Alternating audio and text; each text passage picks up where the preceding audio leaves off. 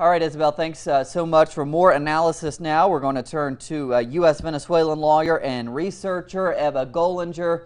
She joins us from New York. She's also the host of the RT program Detrás de la Noticia.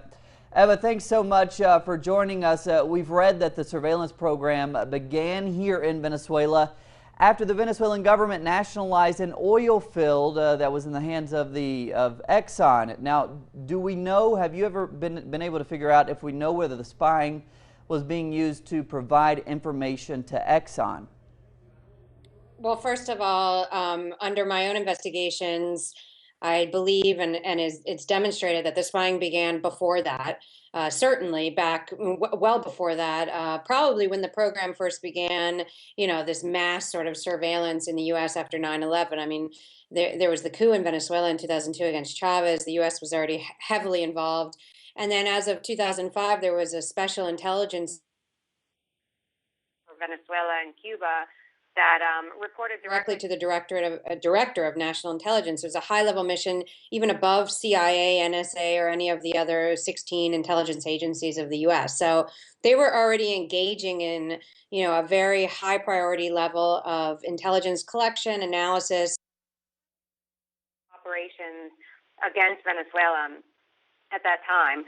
Now I do believe that since what the documents have shown that have been released by Edward Snowden, certainly there was an increase in an escalation in that level of surveillance, particularly directed at PDVSA, although PDVSA has always been one of the most strategic interests of the U.S. in Venezuela, precisely because it's one of the largest oil companies, state-owned oil companies in the region, in the world actually, and because of the fact that Chavez retook control of that company. It had long been operating as though it were a private corporation, even though it was nationalized in 1976.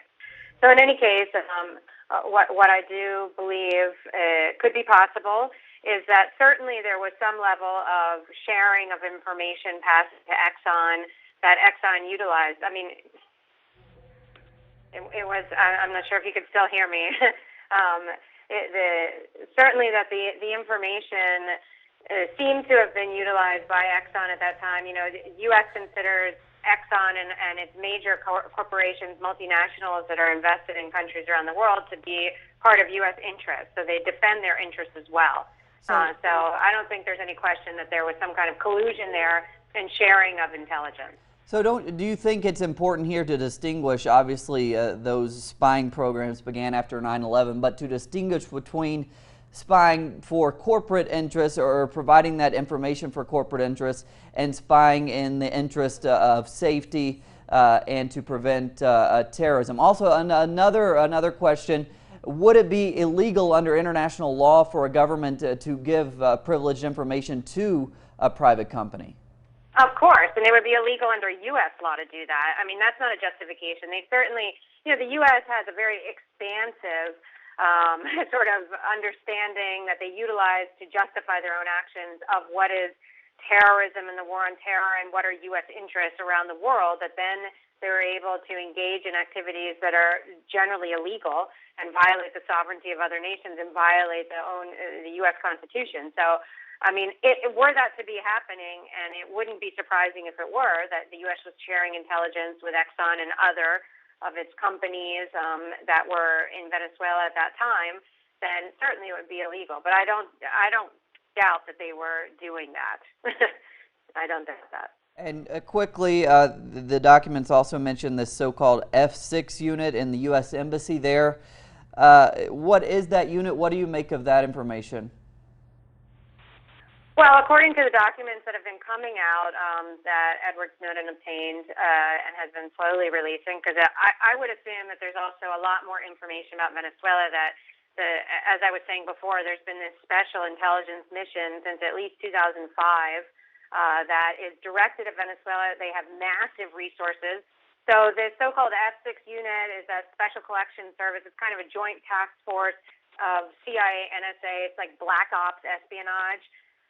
So really going beyond even what traditional espionage may be, engaging in activity that is obviously violating the laws of not just the country where they're operating, but also all the individuals. I mean, that's why I would say probably if they were operating that kind of office inside of the U.S. Embassy, which they were, according to this information that has been released by Snowden and on Telesur and the Intercept, that certainly that they were engaging in espionage against all levels of the Venezuelan government, particularly President Hugo Chavez, which is, was the high priority at that time. I mean, Venezuela became a priority of security, strategic defense for the United States. It was labeled a top spot by the CIA as early as 2005. And again, as I said, that special mission was created right around then for intelligence. They have a fusion intelligence center operating out of Colombia, neighboring Venezuela, that fuses kind of like that F6 unit, special collection,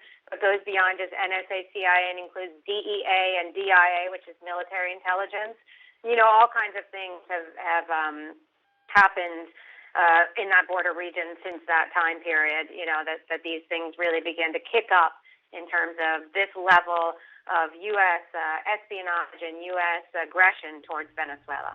And very, very quickly here, I just want to ask you how you think this might play into the upcoming elections here. In general, what are your thoughts ahead of elections here in Venezuela? Well, I think that obviously the Venezuelan government is within all its rights under international law to protest and to ask for an explanation from the U.S. government. But I would go beyond that, because this is just one part of what the U.S. government has been doing to try to undermine democracy in Venezuela. They're also providing millions of dollars in funding to keep the opposition alive, to try to unify them. They provide campaign advisors, they do media campaign, they do social media campaigns.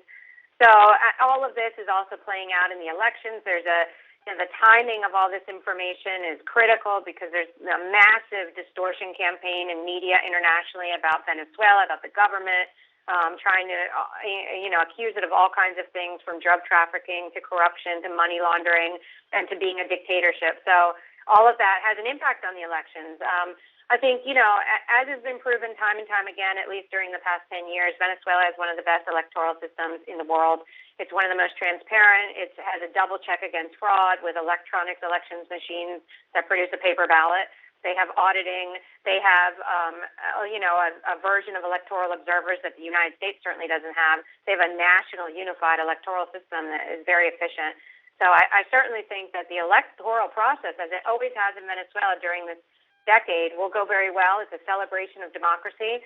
And I think the fact that the government, the president himself and the government party, the PSUV, has come out, has signed an agreement saying they're going to recognize the results, shows also that they're committed to maintaining democracy in the country. The problem is the other side, the opposition, that's refused to sign such agreements. That's always the side that generally tries to question the outcome of elections when it's not in their favor, and the fact that the U.S. ends up then supporting that version of events. So I think what's most important is to always maintain a critical eye when it comes to media coverage of Venezuela, and especially elections. All right, Eva Gollinger joining us for some analysis there from New York. Thank you so much. Okay, thanks, Cody.